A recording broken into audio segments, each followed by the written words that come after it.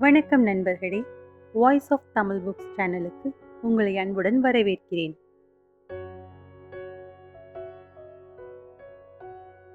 இன்னைக்கு நாம பார்க்க போற கதை எழுத்தாளர் லாசா ராமமிருதம் எழுதிய ஒரு சிறுகதை. கதையின் தலைப்பு அம்முலு. கதைக்குள்ள போலாமா? அம்முலுவுக்கு தூக்கமே பிடிக்கவில்லை. பழக்க கோளாறு. அப்போதைக்கப்போது கடியாரத்தை பார்த்து கொண்டிருந்தாலும் மணி பார்க்க தெரிந்தால்தானே ஆன நேரம் தெரியும். அப்புறம் படுத்திருக்கவும் முடியவில்லை. எழுந்து போய் பல் விளக்கிவிட்டு வெந்நீர் அடுப்பை மூட்டி தாமிரம் பளபளக்க தேய்த்து செம்மண் பூசிய வெந்நீர் தவளையை அடுப்பில் ஏற்றினாள். பிறகு எண்ணெய் தேய்த்து கொண்டாள். அலகாபாரத்தில் அங்கங்கே வெள்ளி சுடர் விட்டது. வேறு யாராவது வெற்றிலை மடித்து கொடுத்து குங்குமமிட்டு கௌரி கல்யாணம் பாடி தலையில் ஒரு கை எண்ணெய் வைத்தால் அவளுக்கு இஷ்டம்தான். ஆனால் மன்னி அயர்ந்து தூங்கிக் கொண்டிருந்தாள். பக்ஷணமெல்லாம் அம்முழுதான் பண்ணினாள். ஆனால் நேற்று முழுக்க சற்று உளைய காரியம்தான். இப்போ போய் நேரமாச்சுன்னு அண்ணா அறைக்கதவை தட்டி எப்படி எழுப்புவது? எதற்கும் ஸ்நானம் பண்ணிவிட்டு இட்லி பாத்திரத்தை அடுப்பில் போட்டுவிட்டு வந்தால் மண்ணியையும் குழந்தைகளையும் எழுப்பச் சரியாயிருக்கும். முழுகிவிட்டு வந்து கண்ணாடி எதிரில் நின்றாள். அவள் நிறம் உற்ற சிவப்பை சேர்ந்ததல்ல, வெளுப்பும் அல்ல, இரண்டும் கலந்ததொரு பொன்னிறம். முகத்தில் காலத்தின் வடுக்களோ வயதின் கோளாறுகளோ இல்லை. இன்னமும் 10 வருஷங்களானாலும் அவளால் இப்படியே இருக்க முடியுமோ என்னவோ. புன்னகையில் இடது கன்னம் குழிந்தது.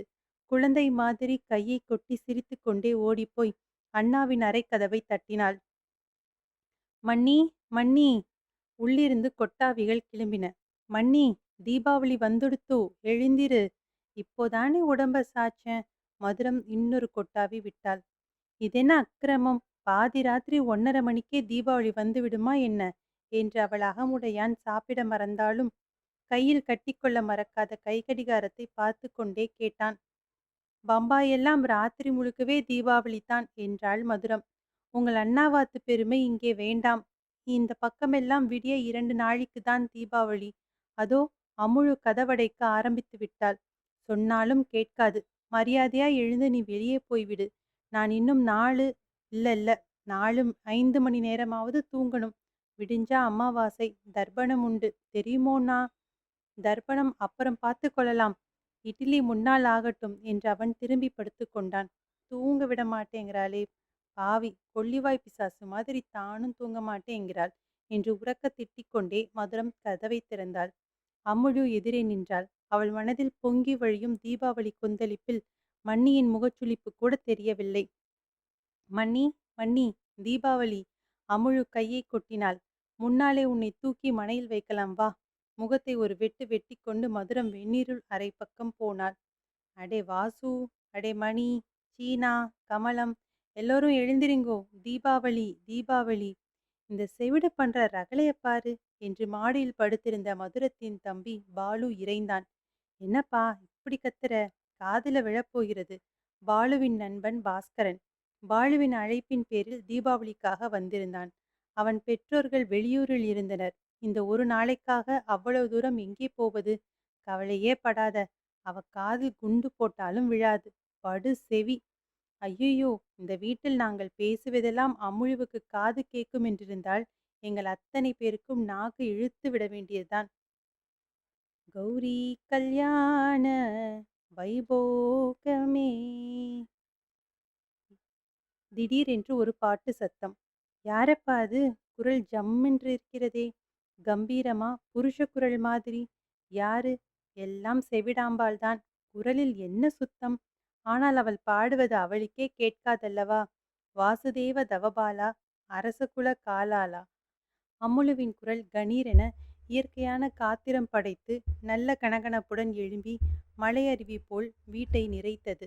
தட்டாமுட்டியாய் தாயின் வாய்வழி கேட்டு நறுக்காய் 4 உருப்படிகள் தான் அவளுக்கு தெரியும். அவைகளும் அவளுக்கு காது கேட்காது.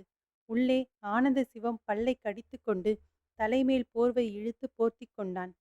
பாஸ்கரனும் பாலுவும் கீழிறங்கி வருகையில் குழந்தைகளெல்லாம் நீராடிவிட்டு எண்ணெய் பிசுக்கு உலர்வதற்காக பழந்துணிகளை கட்டிக்கொண்டு மத்தாப்புகளை கொளுத்தி காண்பித்து கொண்டிருந்தன.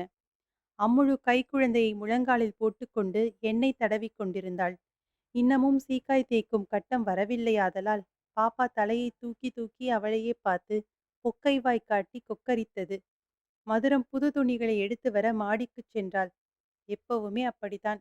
உடல் நலுங்காத வேலைகளை தனக்கு பங்கு போட்டுக் கொள்வதில் மதுரத்துக்கு அலாதி சாமர்த்தியம் உண்டு.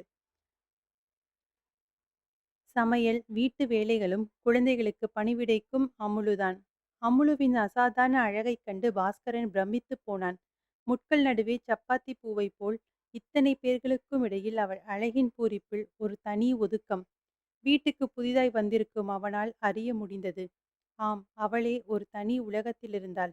நித்திய மௌன உலகம். மற்றவர்கள் பேசினால் மௌனப் படங்களில் காண்பது போல் உதட்டின் அசைவிலும் உடல் ஆட்டத்திலும் சமிக்கையாலும் அவள் அர்த்தம் கண்டு கொள்ளணுமே ஒழிய வாய் பேச்சிலிருந்து அறிந்து கொள்ள முடியாது.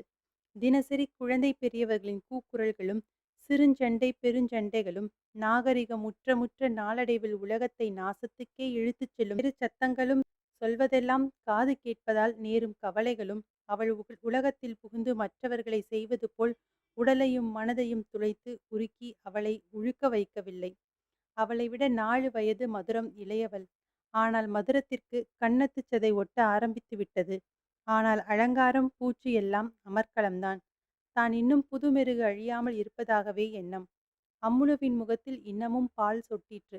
ஆயினும் கூந்தலில் மாத்திரம் இருண்ட மேகத்தில் மின்னல் போல் ஒன்றிரண்டு வெள்ளி மயிர்கள் புரண்டன. அவள் பல்வேறு பிடுங்கல்களுக்கு ஆளாகவில்லை. கணப்புச் செட்டியில் தணல் மூட்டிய பொன்னுருண்டை புல் ஒரே ஒரு மகோத்தனமான துயரத்தில் துளங்கிக் கொண்டிருந்தாள். பாலுவையும் பாஸ்கரனையும் பார்த்துவிட்டு சட்டென எழுந்து புன்னகை புரிந்த வண்ணம் குழந்தையை அலாக்காய் தூக்கி கொண்டு வெந்நீர் அறையுள் சென்றார்.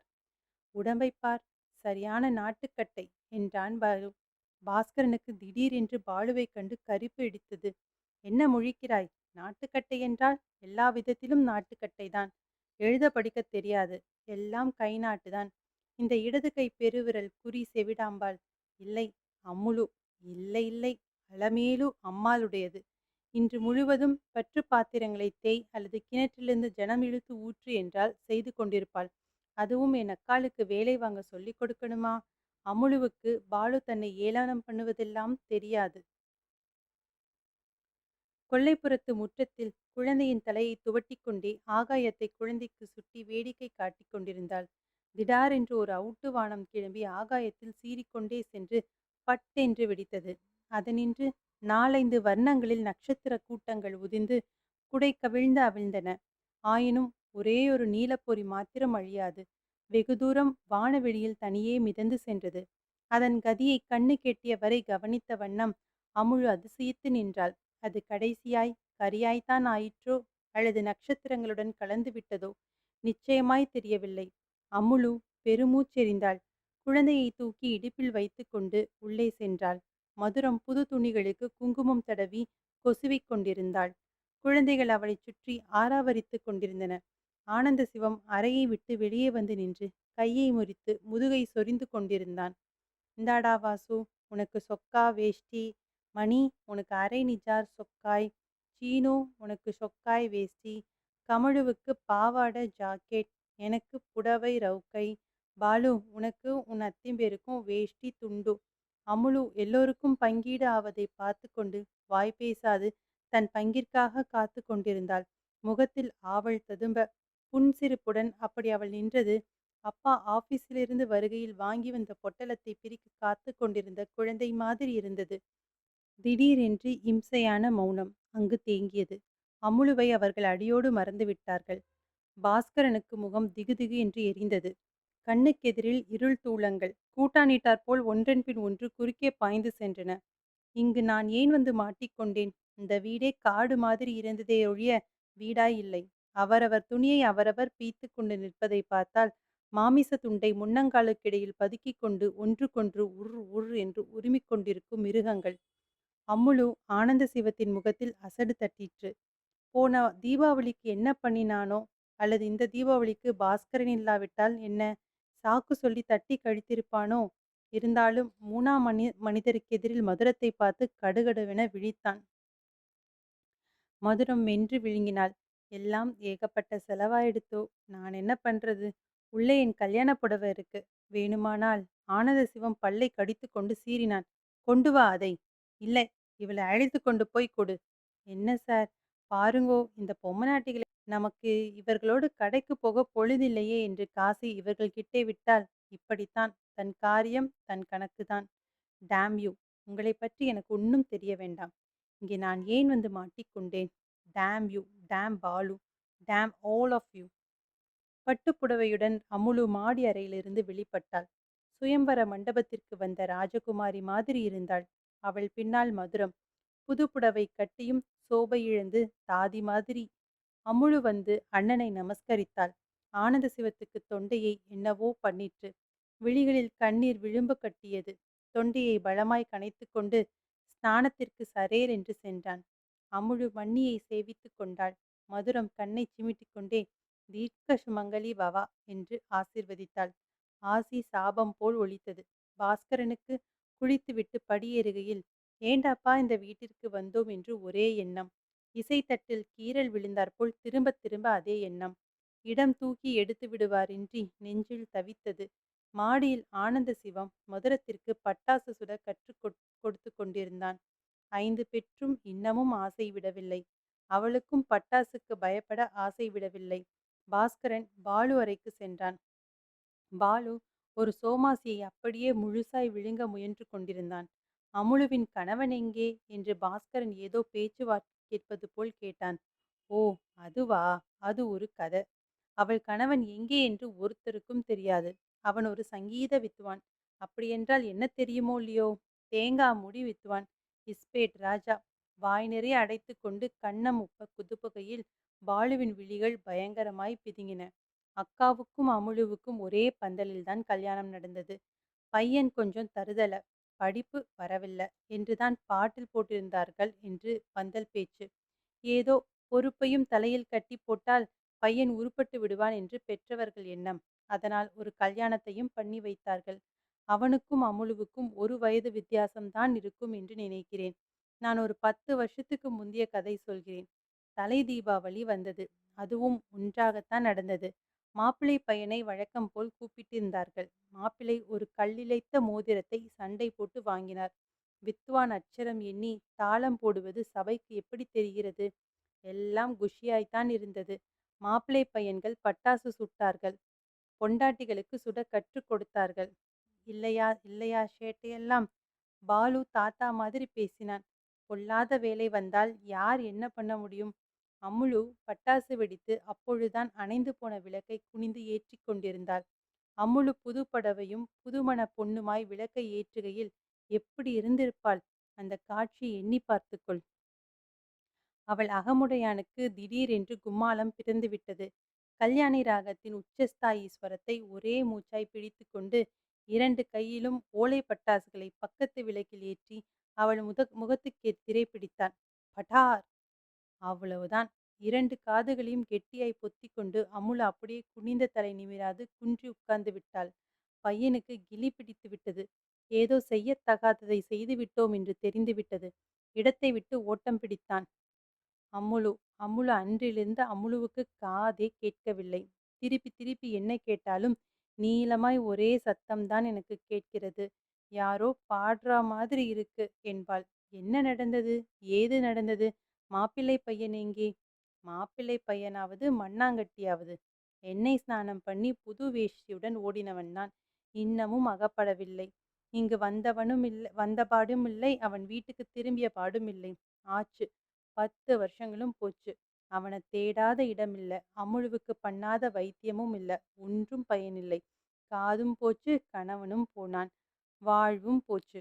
அதே ஏக்கத்தில் அமுழுவின் தாயார் இறந்து விட்டாள். ஒரே பெண். அப்புறம் அமுழுவுக்கு கதி ஆனந்த சிவம்தான். அமுழு மனம் என்ன பாடுபட்டிருக்குமோ? அதை ஆராய எனக்கு யோக்கியதையும் இல்லை, தைரியமும் இல்லை. அவள் தன் வாழ்க்கையின் சூன்யத்தில் தான் ஐக்கியமாகிவிட்டாளோ? அல்லது இன்னமும் என்றாவது ஒரு நாள் அவன் கணவன் திரும்பி வருவான் என்னும் நம்பிக்கையில்தான் இன்னமும் ஒட்டிக்கொண்டு உயிர் வாழ்கிறாளோ? அறைக்கு வெளியே யாரோ போகும் அரவம் கேட்டது. பாஸ்கரன் எட்டி பார்த்தான். அம்முலு புது புடவை சரசரக்க வான வீதியில் மிதந்து சென்ற நீலப்பொறி போல் அதிசய கனவு கண்டு இன்னும் அதனின்று விழித்தெழாத கண்களுடன் புன்னகை புரிந்த வண்ணம் நிதானமாய் மாடிப்படி வழியாக கீழே போய்க் கொண்டிருந்தாள்.